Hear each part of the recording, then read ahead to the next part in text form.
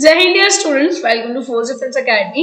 सो guys, आपको पता है कि दिवाली हॉलीडेज स्टार्ट हो गए हैं, जिस वजह से आपके लाइव सेशंस नहीं हो पाएंगे। But don't worry, we have decided कि आपकी कंसिस्टेंसी बनी रहे, बिकॉज हर बार आपसे कहा जाता है कि चाहे कोई फेस्टिवल हो या कुछ भी हो, आपको अपनी पढ़ाई में ब्रेक नहीं लाना है। और उसी के लिए फोर्स डिफेंस एकेडमी आपके साथ बना हुआ है। सो आपके जो करंट अफेयर्स के सेशन होंगे वो अभी फिलहाल जब तक आपके हॉलीडेज हैं तब तक रिकॉर्डेड रहने वाले हैं। बट इस क्लास को आपको सेम जो डेली आपकी क्लास होती थी उसकी तरह ही ट्रीट करना है। कमेंट सेक्शन में अपने आंसर्स जरूर देने हैं। Okay, so today is 21st of October and we are going to discuss all the current affairs of 21st October. आ जाइए, पहला क्वेश्चन है, which country scored least at the global hunger index in 2022? तो 2022 का जो global hunger index है, इसमें कौन सी country है जो लीस्ट आई है? अब हमने हंगर इंडेक्स जो था उसके बारे में ऑलरेडी डिस्कस किया था कि भाई इंडिया की जो रैंक है इसमें 107 है ना।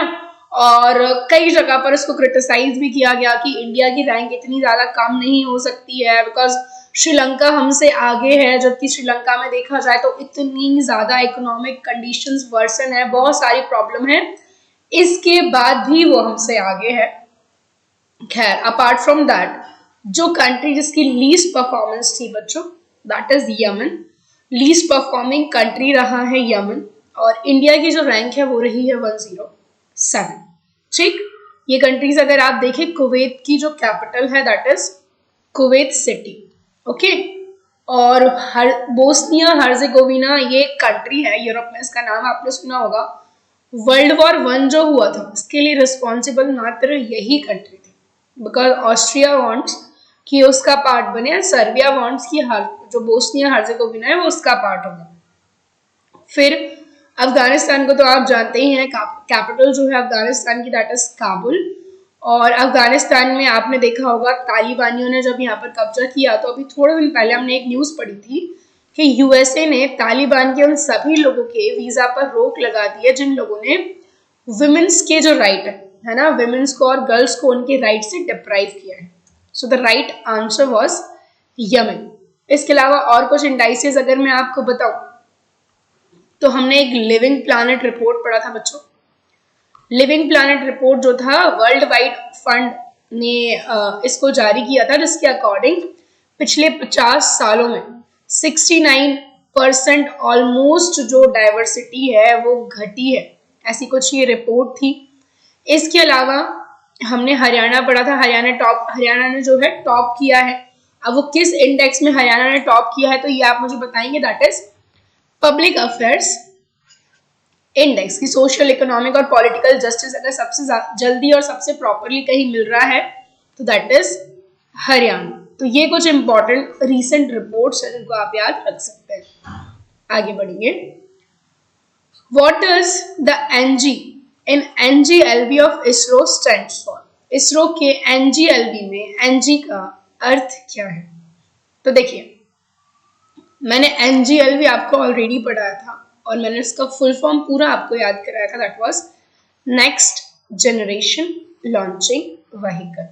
सो यहाँ पर हमारा जो राइट आंसर होगा बच्चों, that will be A, next generation launching vehicle. NGLV का फुल फॉर्म आप याद रखेंगे।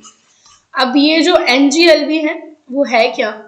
तो ये एक सैटेलाइट लॉन्चिंग व्हीकल है। जैसे कि सबसे पहले था आपका SLV, सैटेलाइट लॉन्चिंग व्हीकल, फिर ASLV, augmented satellite launching vehicle, then after PSLV, polar satellite launching vehicle, then after GSLV, and that what, geosynchronous satellite launching vehicle. ये जो है, इन सभी में डिफरेंस क्या है? तो डिफरेंस है इनकी पेलोड कैपेसिटी, कितने केजीज का जो लोड है ये कैरी कर सकते हैं, उसके बेसिस पर ये नई नई जनरेशन है। और ये जो NGLV है, that is next generation launching vehicle, ये रिप्लेस करने वाला है PSLV को। और आपको पता है ये सारे किसने प्रिपेयर किए? तो ये सारे ही प्रिपेयर किए हैं इसरो ने। इसरो का फुल फॉर्म क्या है? Indian space research organisation. ISRO बना था बच्चों 15 अगस्त 1947 को, 1969 को, सॉरी, ओके, 15 अगस्त 1969 में इसरो बना था। इसरो का जो हेडक्वार्टर है that is at Bengaluru. ISRO के जो चीफ हैं वो हैं डॉक्टर एस सोमनाथ। इसके अलावा और क्या याद रख सकते हैं, तो इसरो का जो स्पेस सेंटर है that is Satish Dhawan research centre, ये कहाँ है, श्रीहरिकोटा आंध्र प्रदेश। तो मुझे जल्दी से कमेंट सेक्शन में आप ये बताएंगे कि ये जो श्रीहरिकोटा है किस लेक पर सिचुएटेड है। ओके चलिए, और यहाँ पर जब मैंने इसरो बताया है तो खैर मैं नेक्स्ट क्वेश्चन में आपको डीआरडीओ के बारे में बता दूंगी। चलिए आगे बढ़ते हैं। Who is ISRO's Indian space research Organisation chairman in October 2022। ISRO के अभी वर्तमान में अक्टूबर 2022 में जो चेयरमैन है वो कौन है, तो ये है एस सोमनाथ। अब ये क्वेश्चन क्यों पूछा गया है, तो ये क्वेश्चन पूछा ही इसलिए गया है कि करंटली भाई इसरो न्यूज में क्यों है, तो ISRO is in news just because of NGL. ठीक है, डिफेंस से रिलेटेड एक और ऑर्गेनाइजेशन है दैट इज डीआरडीओ। डीआरडीओ क्या है, defence research and development organisation. And DRDO बना था 1958 में। डीआरडीओ का जो हेडक्वार्टर है वो है न्यू दिल्ली में, और डीआरडीओ के जो नए चीफ हैं, ठीक है, डीआरडीओ के चीफ हुआ करते थे जी सतीश रेड्डी, बट ये चेंज हो चुके हैं और ये मैंने आपको पढ़ाया हुआ है ऑलरेडी। तो मुझे जल्दी से आप लोगों को बताना है कि जो नए चीफ हैं किसके, डीआरडीओ के, वो कौन है। ठीक है, इसके बाद अभी रिसेंटली हमारे जो प्राइम मिनिस्टर हैं मिस्टर नरेंद्र मोदी, इन्होंने गुजरात में डिफेंस स्पेस लॉन्च किया। ठीक है, डेफ स्पेस करके है बेसिकली, उसको शॉर्ट में ऐसे बोला गया है। तो प्राइम मिनिस्टर नरेंद्र मोदी ने जो है इसको लॉन्च किया है। फिर मोदी जी ने ही जो डीसा एयरबेस, क्या नाम है इसका, डीसा एयरबेस, इसको भी इनॉग्रेट किया है इंडिया पाकिस्तान बॉर्डर पर। ये भी याद रख लीजिए आप। डिफेंस एक्सपो जो है 2022 का, ये होगा गुजरात के गांधीनगर में। सो ये कुछ करंट रिलेटेड विद डिफेंस था जो हमने डिस्कस किया है। चलिए आगे बढ़ेंगे। Which state has been chosen to establish a SCG project by Indian government. ठीक है, तो भारत सरकार द्वारा SCG परियोजना स्थापित करने के लिए किस राज्य को चुना गया है, तो क्या होगा आंसर इसका। सो जो राइट आंसर है, आपको आंसर करना है भाई, आंसर जो है इसका दैट इज छत्तीसगढ़। ठीक है, सही आंसर जो होने वाला है वो होगा छत्तीसगढ़। तो इंडियन गवर्नमेंट जो है उन्होंने किसके लिए यहाँ पर चुना है, तो यहाँ पर चुना है छत्तीसगढ़ को SCG के। ठीक है, ये आप यहाँ पर याद रखेंगे। अब SCG है क्या, तो ये अब आप लोगों की जिम्मेदारी है, मैंने ऑलरेडी ये पढ़ाया भी हुआ है, तो आप ये मुझे कमेंट सेक्शन में बताइए। ठीक है, SCG। इसके अलावा अगर हम इन स्टेट्स की बात करें बच्चों, तो बिहार की जो कैपिटल है दैट इज पटना। और अगर आपको याद हो तो आपके एनडीए में इस बार क्वेश्चन आया, मैंने कई बार पहले पढ़ाया भी है आपको, कि 1982 में IGMDP integrated guided missile development programme start हुआ था। इंदिरा गांधी प्राइम मिनिस्टर थी और इसको लीड कर रहे थे डॉक्टर APJ अब्दुल कलाम। इसके अंदर 5 मिसाइल्स बनाई गई थी, वो भी मैंने आपको कैसे याद कराई है, पटना से, पृथ्वी, अग्नि, त्रिशूल, नाग और आकाश। ओके, और बिहार में अगर आप देखेंगे तो एक ही राष्ट्रीय उद्यान यहाँ पर है, सिर्फ और सिर्फ वाल्मीकि राष्ट्रीय उद्यान, वाल्मीकि नेशनल पार्क। बात कर लेते हैं छत्तीसगढ़ की, तो छत्तीसगढ़ की कैपिटल है, जस्ट होप कि ऑब्वियसली आपको पता ही होगी, दैट इज रायपुर। ठीक, और छत्तीसगढ़ की ही एक सेंचुरी दैट वाज गुरु घासीदास, इसको recently 53rd tiger reserve of India बनाया गया है। इंडिया में भी टोटल 53 टाइगर रिजर्व हैं, बहुत जल्दी और बनने वाले हैं। एक यूपी में बनेगा बुंदेलखंड वाले एरिया में, हालांकि अभी बना नहीं है वो। सो अभी आप याद रखेंगे 53 है। टाइगर रिजर्व्स क्या हैं, सो टाइगर पॉपुलेशन को बढ़ाने के लिए, उनको कंजर्व करने के लिए 1973 में प्रोजेक्ट टाइगर लाया गया, जिसके तहत अभी तक भारत में 53 टाइगर रिजर्व जो है वो स्थापित किए गए हैं। और इनमें से सबसे ज्यादा टाइगर रिजर्व मध्य प्रदेश में है, 6 है। सबसे ज्यादा टाइगर पॉपुलेशन भी मध्य प्रदेश में ही है, 526 है। सबसे पहला टाइगर रिजर्व जो है इंडिया का वो वही है जो पहला नेशनल पार्क था। तो पहला नेशनल पार्क वाज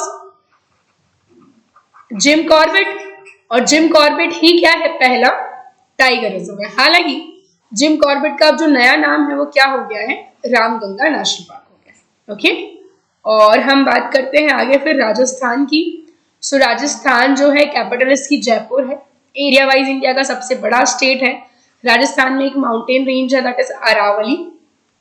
हालांकि अरावली का जो एक्सटेंशन है वो गुजरात, राजस्थान और हल्का सा दिल्ली तक भी गया है, बट मैक्सिमम जो लेंथ है अरावली की दैट इज इन राजस्थान।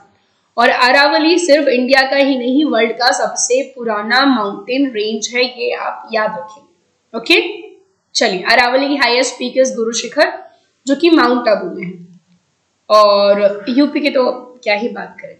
चलिए, apart from GSLV Mark III, which of these an operational launch from ISRO? सो अब बहुत ज्यादा वो करने वाली बात नहीं है, इस पर डिस्कस करने वाली PSLV है ना। सो यहाँ पर अगर आप देखेंगे GSLV Mark III के अलावा और कौन सा है जो इसरो अभी ऑपरेशनल है, दैट इज PSLV जो कि मैंने आपको बताया है, और जो नया आने वाला है वो है NGLV। ओके, सो आपको बताना ये है कि GSLV Mark III से किसको लॉन्च किया गया। चलो, as per the United Nations Multi-Dimensional Poverty Index, which country has the largest number of poor people worldwide?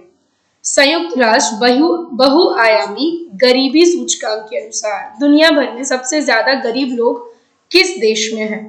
Congo, Nigeria, India या फिर इंडोनेशिया? सो जो सही जवाब है दैट इज इंडिया। एंड कहीं ना कहीं ये हमारे लिए अच्छी बात नहीं है। और अब यहाँ पर लिखा हुआ है UN का मल्टी डायमेंशनल इंडेक्स, जो मैं आपको आगे बताती हूँ, पर उससे पहले इंडोनेशिया की जो कैपिटल है बच्चों वो है नुसंतारा। पुरानी कैपिटल जकार्ता हुआ करती थी, पर अब नई कैपिटल जो है वो नुसंतारा है, और यहाँ पर हेडक्वार्टर है आसियान का। और आसियान क्या है, association of south eastern Asian nation, जो 1967 में था। मैं दिख रही होंगी स्क्रीन पे, तो शायद मैं यहाँ पे लिख दूंगी अपने ऊपर ही, क्योंकि मैं खुद को विजिबल नहीं हूँ यहाँ पर। Okay, so just be careful. India और कांगो और नाइजीरिया जो है वो दोनों ही अफ्रीकन कंट्रीज हैं। हालांकि पॉवर्टी इंडेक्स में इनकी भी रैंक बहुत अच्छी नहीं है, बट हमारे लिए दुख की बात यह है कि इंडिया में सबसे ज्यादा आपको जो है ऐसे लोग मिलने वाले हैं। UN की बात हुई है यहाँ पर, UN को UNO भी कहा जाता है, यूनाइटेड नेशंस ऑर्गेनाइजेशन, संयुक्त राष्ट्र संघ। 24 अक्टूबर आने ही वाला है, 1945 को ये बना था। वर्ल्ड वॉर सेकेंड के बाद एक ऐसी इंटरनेशनल एजेंसी जो वर्ल्ड वॉर थर्ड होने से रोकेगी, इसके लिए इसको बनाया गया। इसका जो हेडक्वार्टर है वो है न्यूयॉर्क में, ठीक है। साथ ही साथ इसके 6 ऑर्गन्स हैं। एजेंसीज इसकी बहुत सारी हैं, बस इसके जो ऑर्गन्स हैं वो सिर्फ 6 हैं। कौन कौन से हैं? United Nations Security Council, United Nations General Assembly, United Nations Trusteeship Council, फिर Economic and Social Council that is called इकोसॉक, फिर है इसका सेक्रेटेरिएट, एंड लास्ट है इंटरनेशनल कोर्ट ऑफ जस्टिस। और इन 6 ऑर्गन में से इन 5 ऑर्गन्स का जो हेडक्वार्टर है दैट इज एट न्यूयॉर्क, ठीक है। पर जो ICJ है, इंटरनेशनल कोर्ट ऑफ जस्टिस, बच्चों इसका जो हेडक्वार्टर है दैट इज एट हेग, और हेग जो है सिटी है कहाँ पर? नीदरलैंड्स में। ये आप याद रखेंगे। ओके, फिर UNO की एजेंसीज क्या होती हैं? तो बहुत सारी हैं। यूनेस्को है, यूनिसेफ है, UNDP है, UNEP है, जिसके आगे आपको लगा मिल जाएगा UN, united nation educational scientific and cultural organisation, है ना। पेरिस में इसका हेडक्वार्टर है। इंडिया में 40 यूनेस्को वर्ल्ड हेरिटेज साइट्स हैं। फिर UNICEF is united nations children's emergency fund, ये भी ऑलमोस्ट 45-46 में बना था। इसका हेडक्वार्टर भी न्यूयॉर्क में है। इसकी जो चीफ है वो है Catherine M Russell. Then after UNDP united nations development programme 1965 में बना था, ये भी न्यूयॉर्क में है। UNEP united nation environment programme 1972 में बना था, इसका हेडक्वार्टर है नैरोबी, केन्या, अफ्रीका की एक कंट्री, ठीक है। सो आई जस्ट होप कि एजेंसीज और ऑर्गन्स के बीच में आप डिफरेंस समझ पाए। ओके, नेक्स्ट क्वेश्चन है, प्रधानमंत्री भारतीय जन उर्वरक परियोजना which was launched recently is related to which ministry? यार अब देखो नाम में ही समझ में आ रहा है, ठीक है। जन उर्वरक परियोजना किससे रिलेटेड होगी? तो definitely ministry of chemicals and fertilisers से रिलेटेड होगी, है ना। फर्टिलाइजर्स के लिए जो है क्या है, ये स्कीम है, कुछ सब्सिडी वगैरह यहाँ पर प्रोवाइड की जाएगी। What is the rank of India in freedom house internet freedom index? तो अगेन यहाँ पर हम फिर से रैंक देखेंगे इंडिया की, यहाँ पर 51 रैंक है इंडिया की, किस इंडेक्स में? So freedom house internet freedom index, okay. और हंगर इंडेक्स अभी मैंने आपको बताया 107 है, और इससे पहले कि अब आपको याद नहीं रखने, बस याद रखना लिविंग प्लैनेट जो रिपोर्ट है वो किसने इशू की थी? World wide fund for nature. What is the theme of the International Day for the Eradication of Poverty? अब ये मैंने आपको पढ़ाया हुआ है कि ये जो international day for the eradication of poverty आता है वो कब आता है, ठीक है। सो ये तो मैं नहीं बताऊंगी आपको, मैं बस आपको इसकी थीम बताऊंगी, that is dignity for all in practice. इसके अलावा मैं आपको बता सकती हूँ 2 अक्टूबर को क्या था, तो लाल बहादुर शास्त्री जी की जयंती थी, गांधी जी की जयंती थी, और उसी को नॉन वायलेंस डे भी कहा जाता है।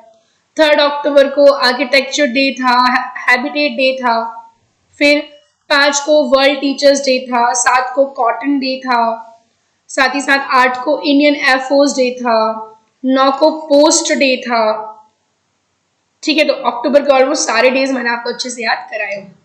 आ जाइए, नेक्स्ट क्वेश्चन है, शेहान करुणा तिलक who won the Booker prize is from which country? सो ये मैंने आपको पढ़ाया हुआ है that he is from Sri Lanka, and now you guys are going to tell me that कि इनकी जो कंपोजिशन है, जो बुक है जिसके लिए इनको ये अवार्ड मिला है, उसका नाम क्या है, ठीक है।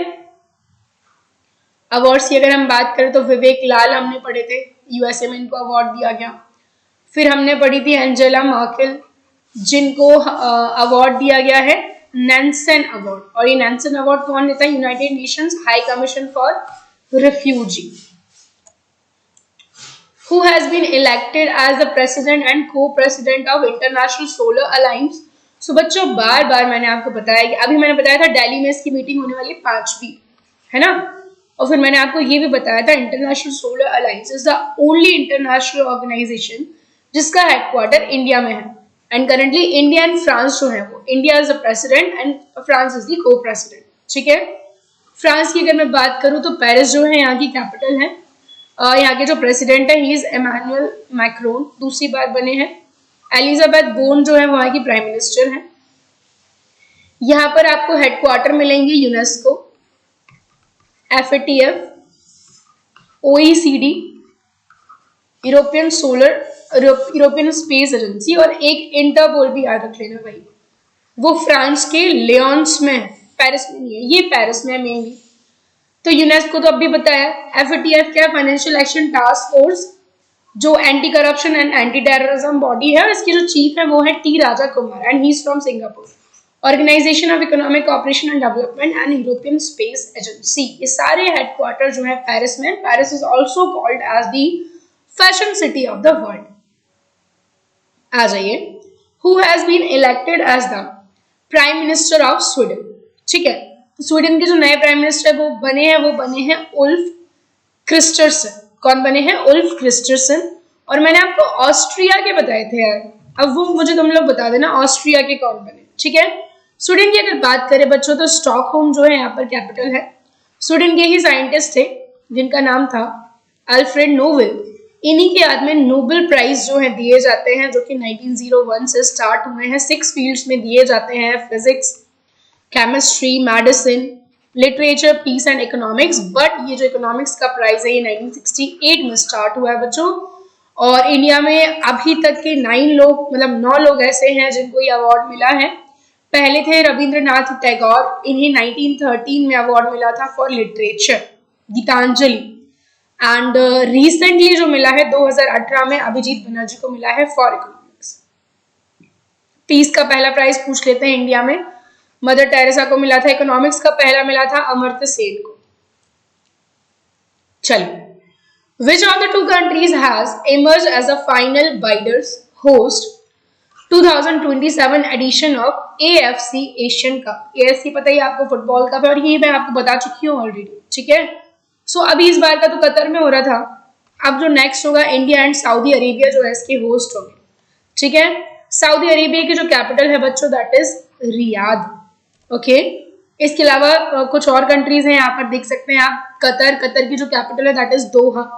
उज्बेकिस्तान की जो कैपिटल है दैट इज ताशकंद, और उज्बेकिस्तान में समरकंद में इस बार का एससीओ का समिट हुआ है 2022 का, और 2023 का जो है इंडिया में होगा। ईरान की कैपिटल है तेहरान। चाइना की कैपिटल है बीजिंग जहां पर एनडीबी का हेडक्वार्टर है, और सऊदी अरेबिया के बारे में मैंने आपको ऑलरेडी बता ही दिया है।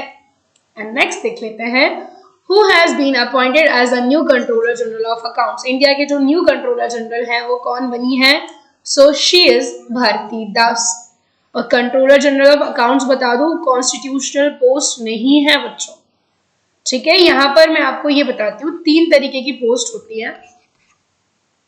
एक होती है कॉन्स्टिट्यूशनल, एक होती है स्टैट्यूटरी, और एक होती है एग्जीक्यूटिव। कॉन्स्टिट्यूशनल वो है जिनके बारे में कॉन्स्टिट्यूशन में लिखा हो, और नॉन कॉन्स्टिट्यूशनल के टाइप है स्टैट्यूटरी एंड एग्जीक्यूटिव जिनके बारे में ना लिखा हो कॉन्स्टिट्यूशन में। तो फिर स्टैट्यूटरी क्या होगा? जो किसी एक्ट से स्टैब्लिश हुआ हो, और एग्जीक्यूटिव क्या होगा? जो कैबिनेट के रेजोल्यूशन से स्टैब्लिश हुआ हो, ठीक है। अगर मैं आपसे कहूँ controller and auditor general of account, it's a constitutional post because article 148 से आर्टिकल 151 तक मेंशन्ड है अबाउट कैग। बट ये कंट्रोलर जनरल ऑफ अकाउंट जो है ये कॉन्स्टिट्यूशनल पोस्ट नहीं है। भारती दास जो है वो नए बन गए हैं। National maritime heritage complex is being built in which state? Maritime की जहां बात है ना, आग बंद करके गुजरात लगाना, मैंने आपको बताया था कच्छ वाला जो नेशनल पार्क था, that was the first marine national park of India. और गुजरात में भी बताया कि मैंने आपको डिफेंस एक्सपो गांधीनगर में होगा, ठीक है। सो गुजरात भाई अभी तो काफी सारी चीजों में टॉप पर चल ही रहा है गुजरात, ठीक। गुजरात की जो कैपिटल है वो गांधीनगर है ही। चलिए, who has won India's first Greco-Roman medal in U23 Wrestling World Championship? Under 23 कुश्ती विश्व चैंपियनशिप में भारत का पहला ग्रीको रोमन पदक किसने जीता है? तो ये जीता है भाई साजन भनवाला ने। किसने जीता है? साजन भनवाला ने, ठीक है। इसके बाद देखो, अभी हमने देखा था पूजा पटेल के बारे में, मैंने आपको पढ़ाया था। तो योगासन में नेशनल गेम्स में गोल्ड मेडल जीतने वाली पहली फीमेल थी। फिर हर्षदा गरुड़ पढ़ाया था मैंने आपको। तो ये जो है हर्षदा गरुड़ मनामा बहरीन में जो 45 kg की कैटेगरी में वेट लिफ्टिंग में इन्होंने क्या जीता था? ब्रोंज जीता था इन्होंने, है ना। और नेशनल गेम 36वें हुए हैं गुजरात में, 37th होंगे कहाँ पर? गोवा में होंगे। और भाई खेलो इंडिया यूथ गेम इस बार हरियाणा में हुए थे। हाल ही में घोषणा हो गई है कि अगले जो खेलो इंडिया यूथ गेम्स होंगे वो होंगे हमारे प्यारे मध्य प्रदेश में, okay. What is the name of the integrated pensioner portal launch for central government pensioners? तो केंद्र सरकार के पेंशन भोगियों के लिए शुरू किए गए एकीकृत पेंशन भोगी पोर्टल का नाम क्या है? तो उसका जो नाम है दैट इज भविष्य। So that's all about today. I just hope कि वीडियो आपको पसंद आया हो। लाइव क्लास की आदत आप सभी को है, पर ये हमारा पहला सेशन था जो रिकॉर्डेड था, वो भी इस सेटअप के साथ रिकॉर्डेड था, अदरवाइज मैं पहले रिकॉर्ड करके जाती थी। सो अपना फीडबैक जरूर शेयर करें, अगर कुछ लगता है तो विल इम्प्रूव। जय हिंद।